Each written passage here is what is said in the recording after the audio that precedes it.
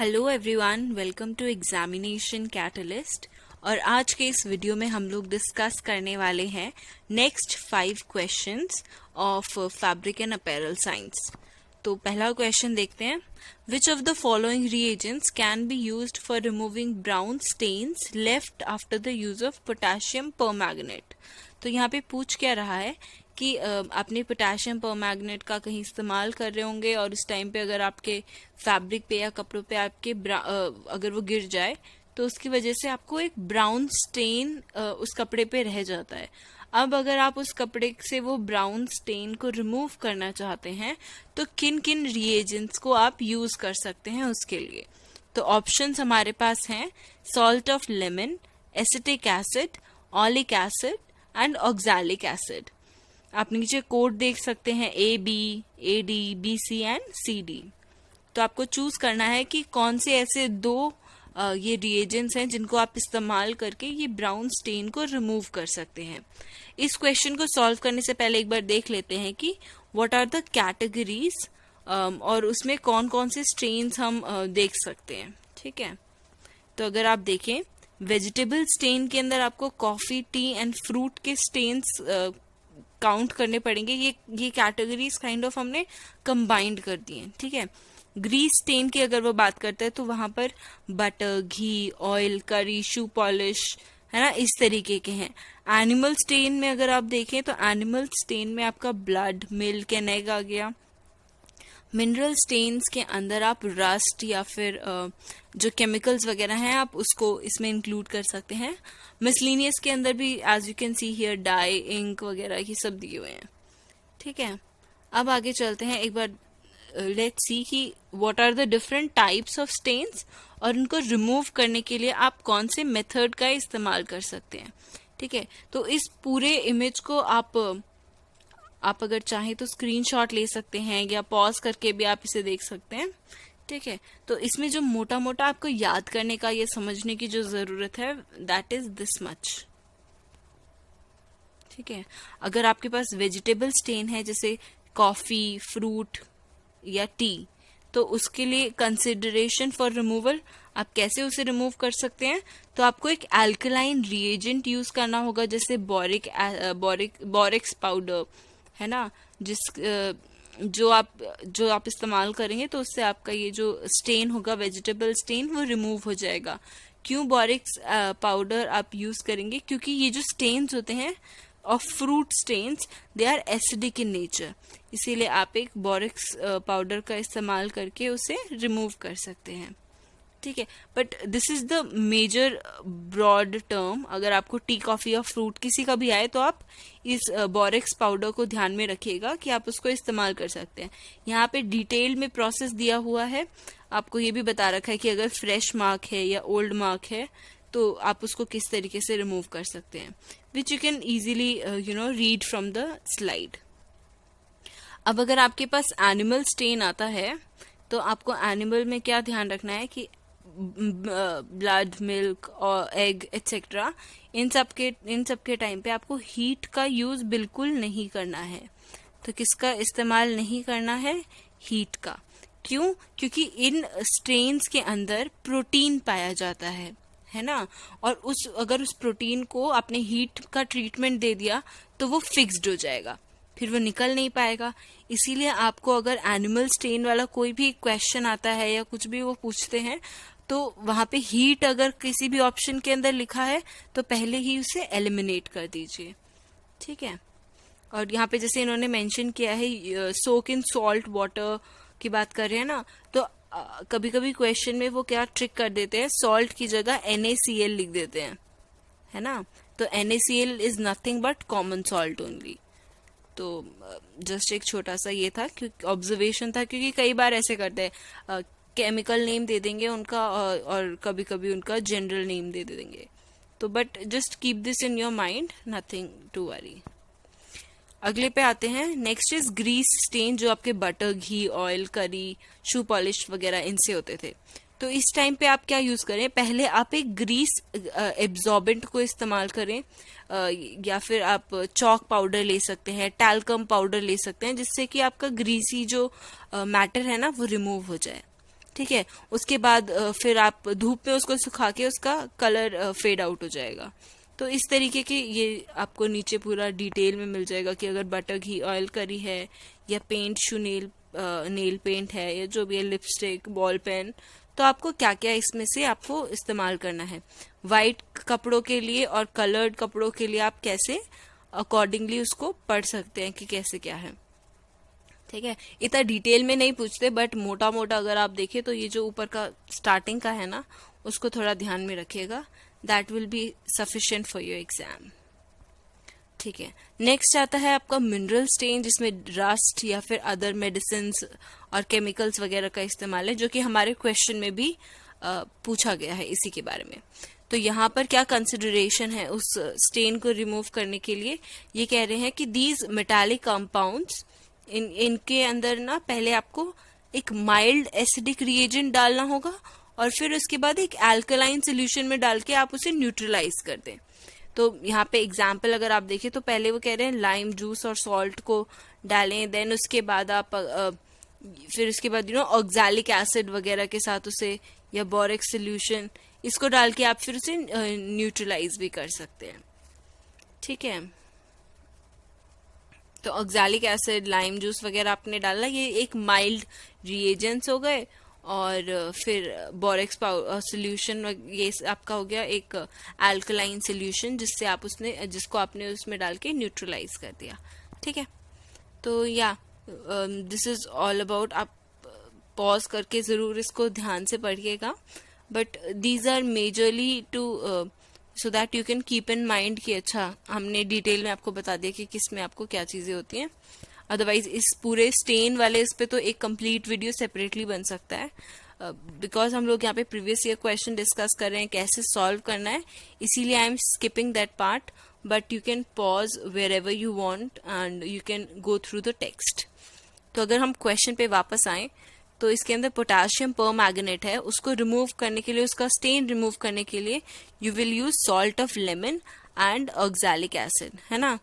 ये mild acidic agents हैं, और फिर उसके बाद आप कोई भी अल्कलाइन सोल्यूशन में डाल के उसको न्यूट्रलाइज कर सकते हैं।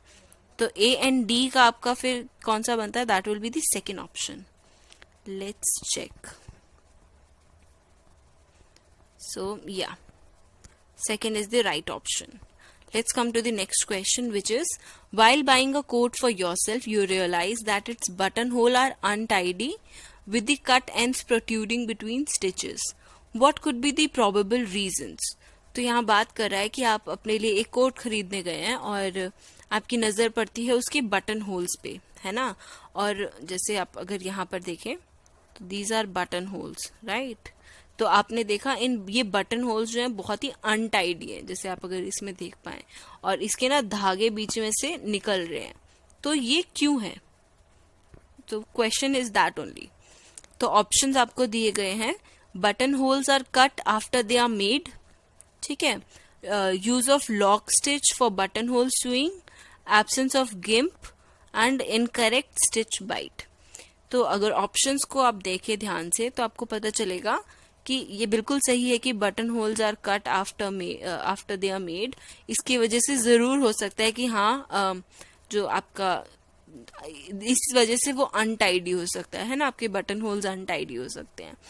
Use of lock stitch for button hole sewing, ये तो होता ही है, तो इसकी that is not at all like relatable to tidiness और क्लीन, मतलब जो आपको साफ साफ दिखे, अच्छे से दिखे आपका बटन होल, उससे रिलेटेड नहीं है। एब्सेंस ऑफ गिम्प, ये हो सकता है, क्यों?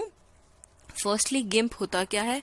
गिम्प एक तरीके का आपका ना एम्ब्रॉयडरी या फिर एक आप कह लीजिए कि आपका ट्रिम होता है, एम्ब्रॉयडरी ट्रिम होता है, एंड मेजरली आपका डेकोरेटिव तरीके की एम्ब्रॉयडरी होती है जो हम एंडिंग में करते हैं।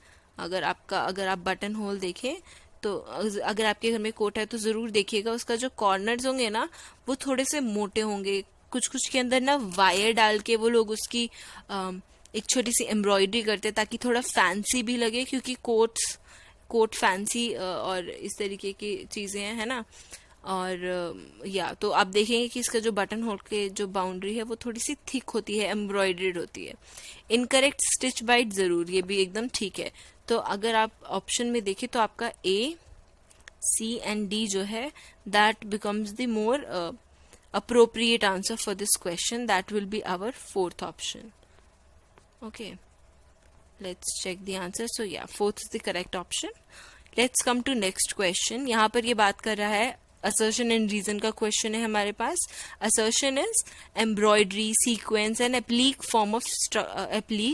form the structural design of the garment. तो क्या कहना चाह रहा है कि वो एम्ब्रॉयडरी, सीक्वेंस और एप्लीक फॉर्म जो होती है ये किसी भी गारमेंट का स्ट्रक्चरल डिजाइन फॉर्म करती है. रीजन क्या है? Structural design is the surface enrichment of the garment. तो इस क्वेश्चन को सॉल्व करने के लिए आपको समझना पड़ेगा कि स्ट्रक्चरल डिजाइन होता क्या है ना. तो अगर हम देखें कि अगर कोई भी गारमेंट आप देखेंगे उसमें एक होता है स्ट्रक्चरल डिजाइन, एक होता है आपका डेकोरेटिव डिजाइन. तो स्ट्रक्चरल डिजाइन में आपकी क्या आ जाती हैं? Dart, pleat and tucks. ठीक है, इनका इस्तेमाल करते हुए आप एक फंडामेंटल कंपोनेंट, और ये क्या होते हैं? एक फंडामेंटल कंपोनेंट होते हैं किसी भी फैब्रिक या अपैरल के डिजाइन के. आपका कोई भी बेसिक सा आप कपड़ा ले लीजिए, उसके अंदर डार्ट, प्लीट या टक्स अगर का इस्तेमाल किया गया है तो वो इसीलिए किया है ताकि उसका एक स्ट्रक्चर, एक फॉर्म तैयार हो सके उस ड्रेस की. अगर स्कर्ट है तो स्कर्ट में आप देखेंगे प्लीट्स का यूज किया है, वो आपके स्ट्रक्चर को प्रोवाइड करने के लिए इस्तेमाल किया गया है. हालांकि it can add a decorative quality, मतलब वो एक डेकोरेटिव आइटम हो सकता है, मगर structural design is not completely a decorative design. तो डेकोरेटिव डिजाइन्स आपके कौन से होते हैं? जहाँ पे हम ट्रिमिंग, प्रिंट, एम्ब्रॉयडरी, बटन्स इस तरीके का आप इस्तेमाल करके किसी भी डिजाइन के अंदर डेकोरेटिव डिजाइन आप बना सकते हैं किसी भी फैब्रिक को, राइट. तो अगर आप देखें इसमें तो जो हमारे क्वेश्चन के अंदर असर्शन और रीजन दिया है, असर्शन जो था हमारा कि एम्ब्रॉयडरी, सीक्वेंस एंड अप्लीक वर्क जो है ये आपका स्ट्रक्चरल डिजाइन किसी भी गारमेंट का फॉर्म करते हैं, ये इनकरेक्ट हो जाता है. सेकंड रीजन जो हमें दिया गया था कि स्ट्रक्चरल डिजाइन जो होते हैं वो सरफेस एनरिचमेंट के लिए इस्तेमाल होते हैं किसी भी गारमेंट के, तो ये भी आपका एक इनकरेक्ट रीजन होगा. सो अकॉर्डिंग टू दिस आपका ए भी इनकरेक्ट है एंड आर भी इनकरेक्ट है, which is both A and R are incorrect. Let's come to the next question. So this is again assertion and reason question.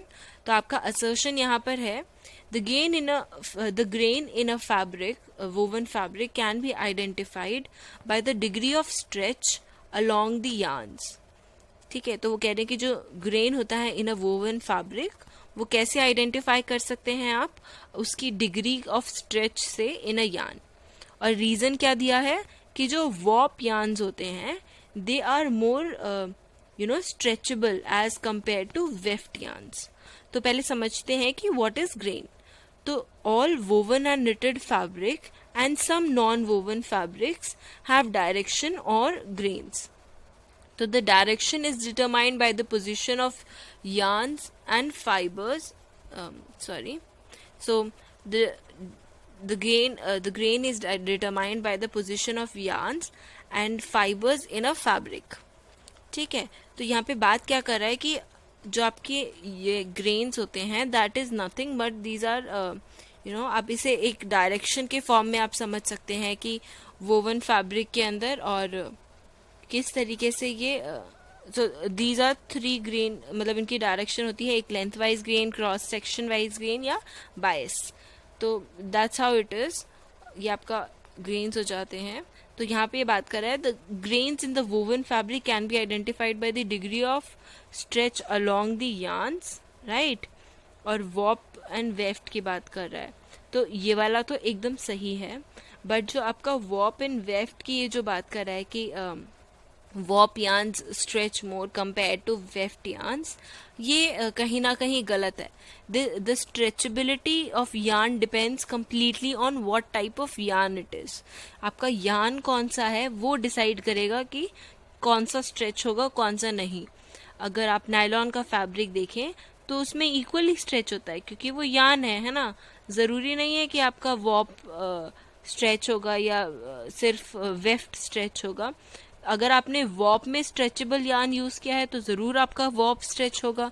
अगर आपका weft में stretchable यान नहीं है तो वेफ्ट स्ट्रेच नहीं होगा। तो it will completely depend on किस तरीके का आपने यान यूज़ किया है, उसके अकॉर्डिंग आपकी स्ट्रेचेबिलिटी आएगी। ठीक है, तो इसका answer would be A is correct and R is incorrect, that is fourth. ठीक है, आते हैं हमारे लास्ट क्वेश्चन पे, which is again assertion and reason question. तो असर्शन यहाँ पर है acid dyes are suitable for wool and silk, और रीजन क्या दिया है, acid dyes form ionic bonds with the hydroxyl group found in wool and silk. ठीक है, तो जो आपका वूल एंड सिल्क है इसके अंदर आपको एक एसिडिक डाई का इस्तेमाल करना चाहिए, विच इज मोर सूटेबल इनके अकॉर्डिंग असर्शन में।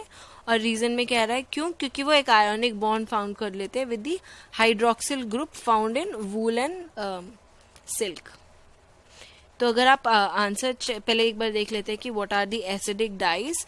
तो आप अगर देखें एसिड डाइज क्या होते हैं, they are highly soluble in water, है ना, have better light fastness than the basic dyes. और क्या है इसके अंदर, the textile acid dyes are more effective for protein fibers such as wool, silk, nylon and modified acrylics। तो वो कह रहा है कि ज़रूर आप एसिडिक डाइज का इस्तेमाल कीजिए जो प्रोटीन फाइबर्स होते हैं, जैसे कि आपका सिल्क हो गया, वूल हो गया, है ना, इस तरीके के फाइबर्स में अगर आप एसिड डाई का इस्तेमाल करेंगे तो वो बहुत अच्छा होगा। क्यों, क्योंकि they contain sulphonic acid group which is usually present in sodium sulphate salts. तो क्यों, क्योंकि इसमें सल्फोनिक एसिड ग्रुप्स पाए जाते हैं, और इससे आपका एक कपड़े के अंदर जो कलर सोक करने वाली एबिलिटी होती है विच गेट्स एनहांस्ड। ठीक है, तो हमारा आंसर जो है आपका first assertion will be the correct but the reason is incorrect. ठीक है, क्योंकि यहाँ पे आयोनिक बॉन्ड्स जो होते हैं हाइड्रोक्सिल ग्रुप के साथ वो फॉर्म नहीं होते हैं। तो अगर आपको कभी भी कोई भी प्रोटीन रिलेटेड फाइबर जैसे वूल, सिल्क, है ना, इन सब का अगर क्वेश्चन आए तो उसमें आप कौन सी डाई का इस्तेमाल करेंगे या कौन सी बेहतर रहेगी डाई, दैट विल बी आपकी एसिड डाई। ठीक है, तो इसका answer would be A is correct and R is incorrect. Okay, so that's all. हमारे आज के 5 क्वेश्चंस यहाँ खत्म होते हैं। I hope you learn something new, और अगर आपको कोई भी डाउट हो तो do get back to us. आप हमें यूट्यूब पे फॉलो कर सकते हैं, सब्सक्राइब कर लीजिए चैनल को, बेल आइकन भी दबा दीजिए ताकि नेक्स्ट वीडियो जब भी आपके पास आए आपको नोटिफिकेशन आ जाए। साथ ही साथ आप हमारा टेलीग्राम ग्रुप ज्वाइन कर सकते हैं। जैसे आप कभी कोई क्वेश्चन सॉल्व कर रहे हैं एंड यू गेट स्टक या कोई टर्म समझ में नहीं आ रही, तो टेलीग्राम पे आप हमारे साथ कांटेक्ट कीजिए, ग्रुप पे मैसेज कीजिए, कोई ना कोई उसका जितना जल्दी हो सकेगा उतना आंसर करने की कोशिश करेंगे। और अगर आपको और किसी बारे में बात करना हो तो you have our email ID which is examination.catalyst@gmail.com. Do write back to us and don't forget to like, share and comment, and we look forward आपको नेक्स्ट वीडियो में। Okay, bye.